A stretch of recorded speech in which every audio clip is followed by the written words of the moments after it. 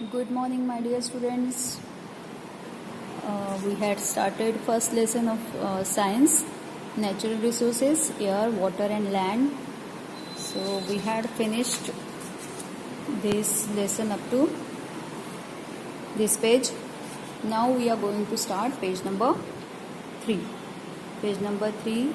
Open page number 3 and let's start. Now you can see some pictures here. See the pictures. What is there in the picture? The smoke is emitting, isn't it? यहाँ से smoke निकल रहा है. हर picture में देखिए आप, smoke निकल रहा है ना. गाड़ी से धुआं निकलना, फिर मिल जो रहती है उसमें से धुआं निकलता है, कुछ जलाया जाता है उसमें से, या जंगल वगैरह जलता है तो उसमें से स्मोक निकलता है. ये सारे स्मोक कैसे हो रहा है, यहाँ पे पोल्यूशन कैसे हो रहा है ये दिखाई दे रहा है. Okay, now let's start it. All the above pictures show large scale emission of smoke through different agencies. अलग अलग एजेंसीज से, इंडस्ट्रीज से, अलग अलग तरीके से जो स्मोक बाहर निकल रहा है, धुआं, स्मोक यानी क्या होता है, धुआं निकल रहा है, वो यहाँ पे दिखाई दे रहा है हमें. This smoke directly mixes with the atmosphere. ये जो स्मोक होता है ये एटमॉस्फेयर में मिक्स हो जाता है, disturbing the balance between the constituents of air. और जो एयर के कॉन्स्टिट्यूएंट्स होते हैं, यानी एयर में हमने देखा कि बहुत सारे गैसेस होते हैं, है ना. तो पिछले वीडियो में हमने देखा है कौन कौन से गैसेस होते हैं. तो ये मिक्सचर है, air is a mixture of gases. तो ये जो सारे गैसेस होते हैं, सारे कॉन्स्टिट्यूएंट्स होते हैं एयर में, वो डिस्टर्ब हो जाते हैं. किसके कारण? ये जो स्मोक उसमें मिक्स होता है उसके कारण. This is called air pollution. And when the smoke mixes with the air, it is called as air pollution.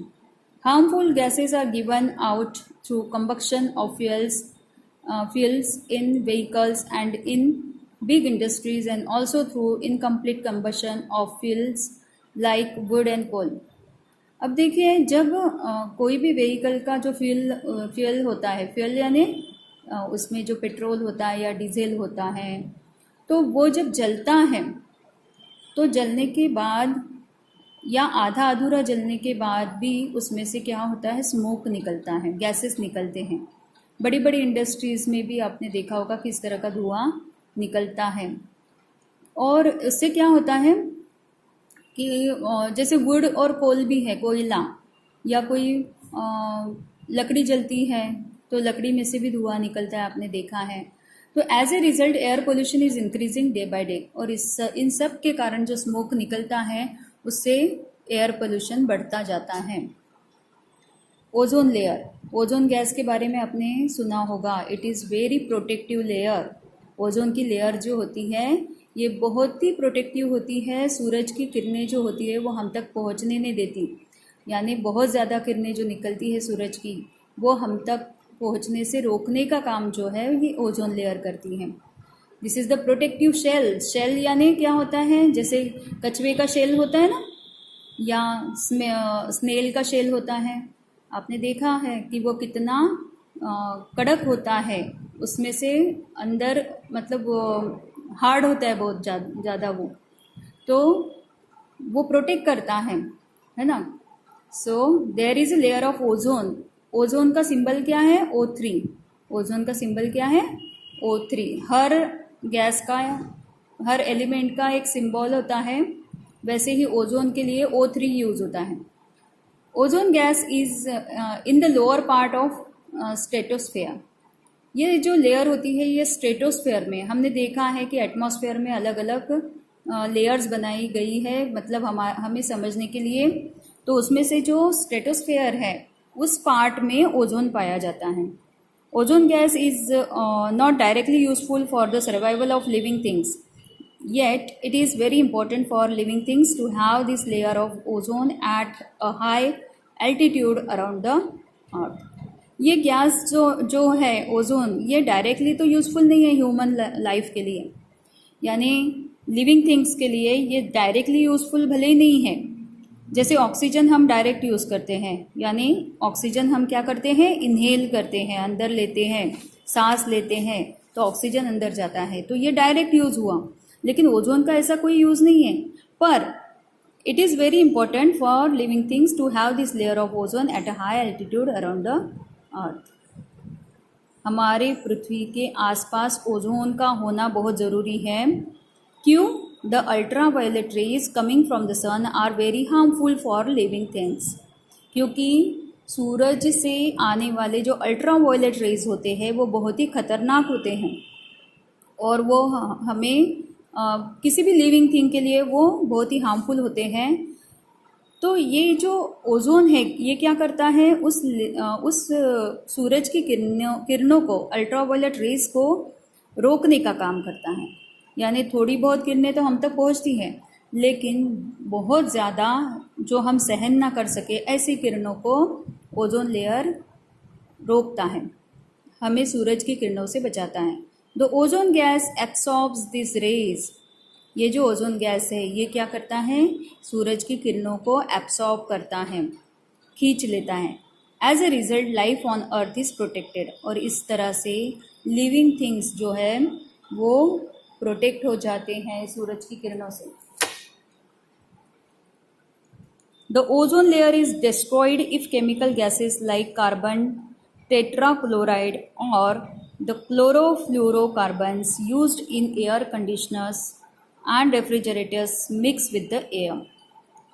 ये जो ओजोन लेयर है ये डिस्ट्रॉय हो जाती है, यानी ख़त्म हो जाती है। किसके कारण? इफ़ केमिकल गैसेस, ये जो केमिकल गैसेस है कार्बन टेट्राक्लोराइड या क्लोरोफ्लोरोकार्बन्स, ये इस तरह के गैसेस जो है अगर एटमॉस्फेयर में मिक्स हो जाते हैं या एयर में मिक्स हो जाते हैं तो ओजोन की लेयर जो है वो कम होती जाती है।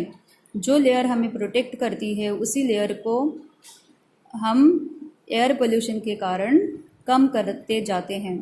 Used in air conditioners and refrigerators mix with the air. और ये जो गैसेस है कार्बन टेट्राक्लोराइड, क्लोरोफ्लोरोकार्बन्स जो है, ये जो गैस है ये एयर कंडीशनर में यूज़ किया जाता है, यानी एसी में और फ्रीज में ये गैस यूज़ होता है।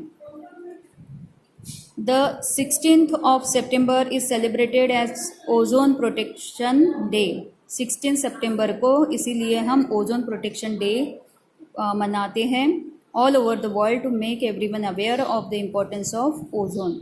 किस लिए मनाते हैं ये दिन हम? क्योंकि ओजोन का महत्व, यानी ओजोन कितना इम्पोर्टेंट है हमारे लिए ये समझने के लिए, इसके बारे में सबको पता चले, इसलिए हम ये डे मनाते हैं। Okay. Harmful substances released in air through combustion of fuel. यानी कोई भी फ्यूल जब जलता है, यानी जैसे डीजल है, पेट्रोल है, केरोसिन है, कोई भी फ्यूल है, वो जब जलता है तो हार्मफुल सब्सटेंसेस रिलीज होते हैं और हवा में वो फैल जाते हैं। तो वो हार्मफुल सब्सटेंसेस कौन से हैं? Nitrogen dioxide, carbon dioxide, carbon monoxide, sulphur dioxide, suit, ये सारे जो है ये सब्सटेंसेस उसमें से निकलते हैं जो हवा में मिक्स हो जाते हैं, जिसके कारण एयर पोल्यूशन होता है। In metropolitan cities like Mumbai, Pune और Nagpur, boards are displayed at places of heavy traffic to show the proportions of the various constituents of air at that place. Metropolitan cities या बड़ी बड़ी जो सिटीज़ होती हैं वहाँ पे क्या होता है, जैसे बॉम्बे है, पूना है, नागपुर है, बड़ी बड़ी सिटीज़ में क्या होता है कि ट्रैफिक जहाँ पे होती है ना, वहाँ पे हेवी ट्रैफिक जिस रोड पे रहती है वहाँ पे एयर में कितने प्रपोर्शन का एयर पोल्यूशन है, मतलब हवा में कितना पोल्यूशन है, ये दिखाने वाले बोर्ड्स लगे हुए होते हैं। कितने हवा में कितने कौन सा कॉन्स्टिट्यूएंट कितना परसेंटेज है वो उसमें डिस्प्ले होता है। Due to this boards we can see the amount of harmful elements in the air. और ये जो बोर्ड लगा होता है उससे हम अवेयर हो जाते हैं कि हमारे यहाँ कितना पोल्यूशन है, कौन से गैसेस ज़्यादा है हवा में, कौन से हानिकारक है, कौन से हमारे लिए यूज़फुल है, ये सब उसमें डिस्प्ले होता है। सो देखो ये यहाँ पे बोर्ड दिखाई दे रहा है आपको, इस तरह का वो बोर्ड होता है और यहाँ पे ये गैसेस के नाम लिखे हैं, जो यहाँ पे जो ब्लैंक प्लेस है यहाँ पे पूरा डिस्प्ले होता है। कि कौन सा गैस कितना है हवा में, तो ये सब हम डिस्प्ले बोर्ड पे देख सकते हैं. So here I and this video. This is our third video of this lesson, and in the next video we will see page number 4. Till then, bye, have a nice day. Thank you.